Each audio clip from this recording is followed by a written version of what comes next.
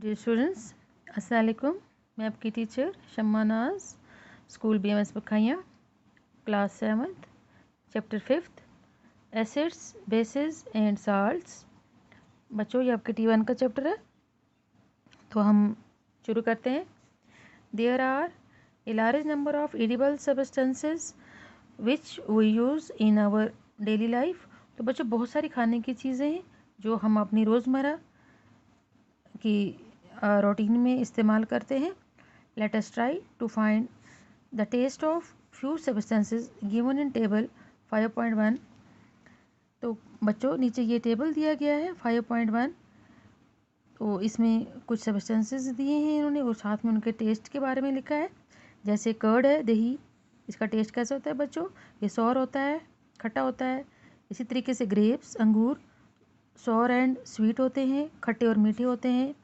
Lemon juice, नींबू का juice जो होता है वो भी सॉर होता है। ऑरेंज जूस, संतरे का जूस भी सॉर एंड स्वीट, खट्टा और मीठा होता है।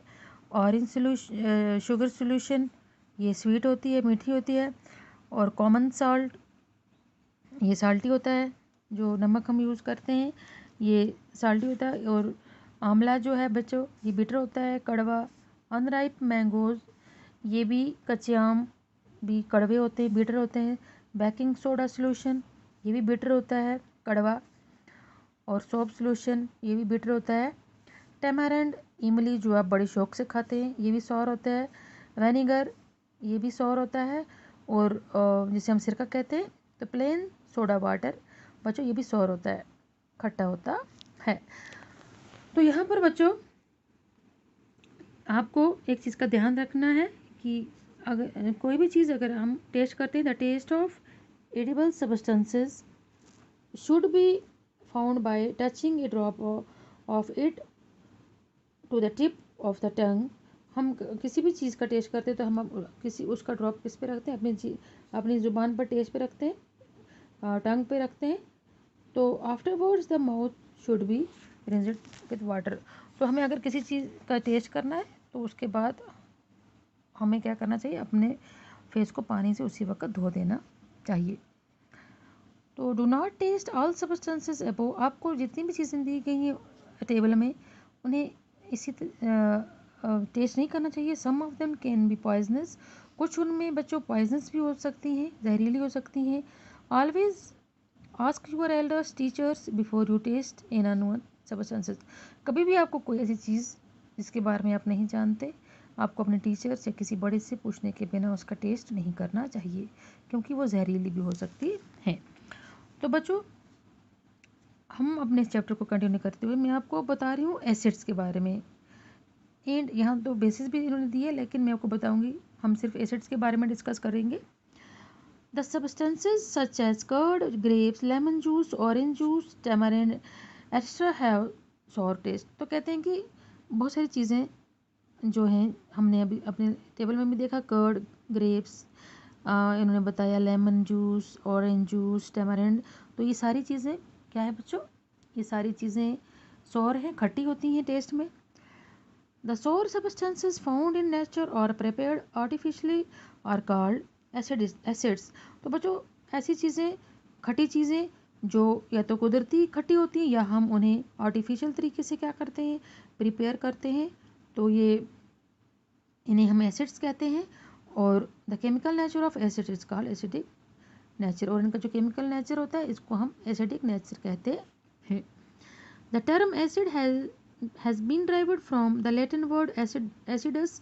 तो बच्चों, ये किससे निकला है? ये एसिड्स का वर्ड, ये एक लैटिनी वर्ड से निकला है, एसिडस, विच मीन्स सोर, जिसका मतलब खट्टा है।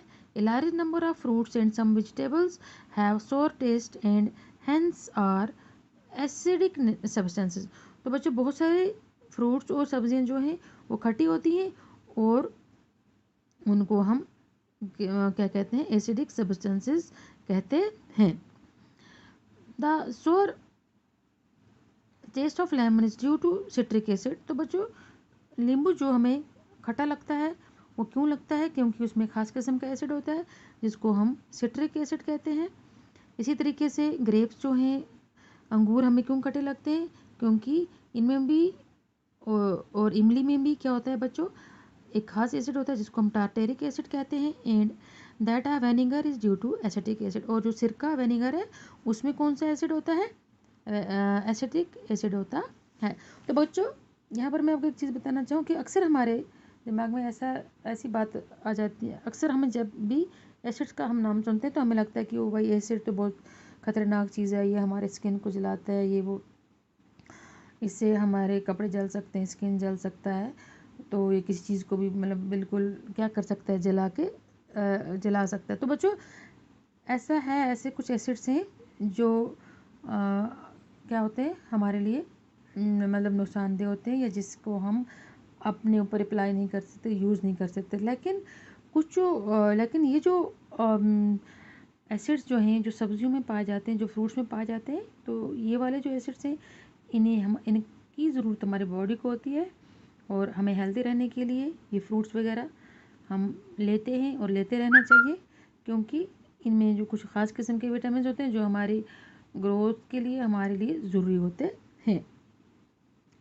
The table given below gives the names of naturally occurring acids and their source। तो बच्चों यहाँ एक और टेबल हमें दिया गया है जिसमें इन्होंने हमें यहाँ पर मैं आपको बताऊंगी, तो ये बच्चों आपने यहाँ याद भी रखना है कि ये जो टेबल जो है इसमें कौन कौन से नेचुरल सोर्स हैं और एसिड कौन कौन से इनमें पाए जाते हैं। जैसे बच्चों ऑरेंज एंड लेमन से कभी आपको एग्जाम में भी ऐसे क्वेश्चन आ ही जाएंगे या आ जाते हैं, जैसे कि ऑरेंजेस और लेमन्स में कौन सा एसिड पाया जाता है। तो बच्चों आप ये लर्न करना कि ऑरेंजेस एंड लेमन्स में सिट्रिक एसिड होता है, और ग्रेप्स, टैमरिंड और गोसबेरीज में कौन सा एसिड होता है, टार्टारिक एसिड होता है। टोमेटोज, जो टमाटर आप बड़े शौक से हम सब खाते हैं, उनमें कौन सा एसिड होता है, ऑक्सैलिक एसिड होता है। और सॉर मिल्क, जो दही में लैक्टिक एसिड होता है, लैक्टिक एसिड की वजह से वो खट्टा होता है। और विनेगर में एसिटिक एसिड होता है। एप्पल्स, सेब में बच्चों कौन सा एसिड होता है जिसकी वजह से वो खट्टा होता है, मैलिक एसिड होता है।